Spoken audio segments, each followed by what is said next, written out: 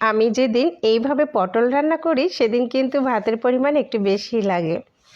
আসসালামু আলাইকুম, সবাইকে স্বাগতম। আর এই মুহূর্তে যারা আমার ভিডিওটা দেখছেন, আমার ভিডিওটা ভালো লাগলে আমার পেজটি ফলো দিয়ে লাইক, কমেন্টস আর শেয়ার করবেন। আজ আমি পটলের চমৎকার একটি রেসিপি শেয়ার করছি। আর এই রেসিপিটা করার জন্য পটলের উপরে যে পাতলা একটা খোসা থেকে খোসাটা ফেলে আমি পটলটা 2 ভাগ করে এভাবে কুচি কুচি করে কেটে নিয়েছি।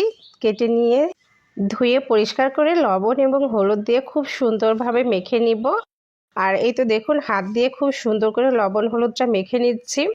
আর এইভাবে পটল রান্না করলে পটলের স্বাদটা কিন্তু একেবারেই অপূর্ব হয়। তারপর আমি এখানে 4টা ডিম সিদ্ধ করে নিয়েছি। আর ডিমগুলো আমি মাঝখান থেকে ঠিক এভাবে কেটে নিলাম। কেটে নেওয়ার পর আমি এখানে লবণ এবং হলুদ দিয়ে ডিমটা আলতো হাতে খুব সুন্দরভাবে মেখে নিব।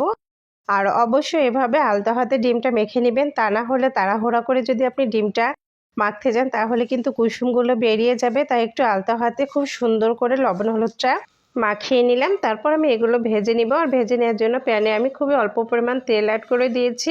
আর অল্প পরিমাণ তেল দিয়ে আমি এখন ডিমগুলো নিয়ে নিচ্ছি। আর ডিমগুলো আমি এভাবে ভেজে নিব।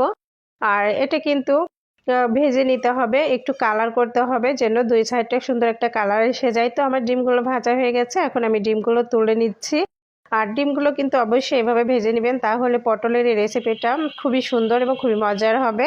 আর এই যে দেখুন, আমি ওই একই প্যানে আরও কিছুটা তেল অ্যাড করে দিয়েছি। আর তেল অ্যাড করে দিয়ে এখন আমি সেই পটলগুলো নিয়ে নিচ্ছি।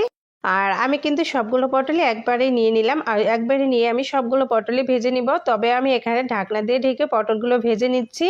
আর ঢাকনা দিয়ে ঢেকে দিলে দ্রুত সিদ্ধ হয়ে যাবে, এই জন্য আমি ঢাকনা দিয়ে ঢেকে তারপর পটলগুলো ভেজে নিচ্ছি। তো আমার এক সাইডটা প্রায় হয়ে এসেছে, তো আমি উল্টিয়ে দিচ্ছি। উল্টিয়ে দিয়ে আমি আবারও ঢাকনা দিয়ে ঢেকে পটলটা ভেজে নেব। আর আমার পটলটা ভাজা হয়ে গেছে, এখন আমি পটলগুলো তুলে নিচ্ছি। এই রেসিপিটা কিন্তু অবশ্যই এভাবে পটলটা ভেজে নেবেন, তাহলে বেশি মজার হবে।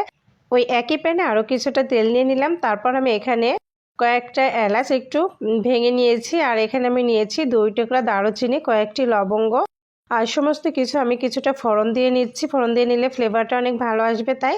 তারপর আমি এখানে পেঁয়াজ কুচি নিয়েছি, পেঁয়াজটা আমি পরিমাণ বুঝে নিয়েছি।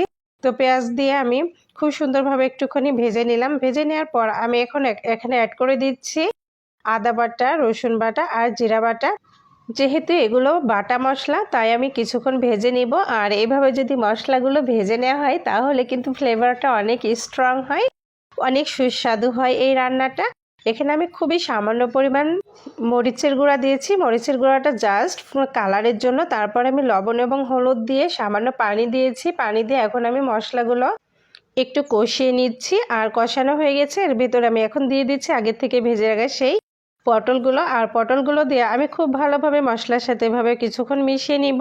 জাস্ট 2 মিনিটের জন্য এভাবে মিশিয়ে নিলাম। মিশিয়ে নেওয়ার পর এখন আমি এর ভিতরে অ্যাড করে দিচ্ছি নারকেলের দুধ। আর নারকেলের দুধ দিয়ে কিন্তু এই রেসিপিটা অসম্ভব মজার হয়, অসম্ভব ভালো লাগে খেতে। অবশ্যই এভাবে নারকেলের দুধ দিয়ে কিন্তু রান্না করবেন, তাহলে দেখবেন পটলে একটা রাজকীয় স্বাদ এসে গেছে। এবার আমি ঢাকনা দিয়ে ঢেকে পটলটা রান্না করে নিচ্ছি। আর এই যে আমি পটলের ঢাকনাটা এখন তুলে নিলাম। তুলে নেওয়ার পর দেখুন সুন্দর একটা কালার এসে গেছে, পানিটা অনেকটাই কমে গিয়েছে। তারপর আমি এর ভিতরে ভেজে রাখা ডিমগুলো দিয়ে দিচ্ছি। আর এই যে লাস্ট পর্যায়ে কিন্তু ডিম দিতে হবে। আপনি যদি আগে থেকে ডিম দেন তাহলে কিন্তু ডিমগুলোর কুসুমটা অনেকটাই ভেঙে যেতে পারে। এই পর্যায়ে আমি 1 টেবিল চামচ চিনি দিচ্ছি।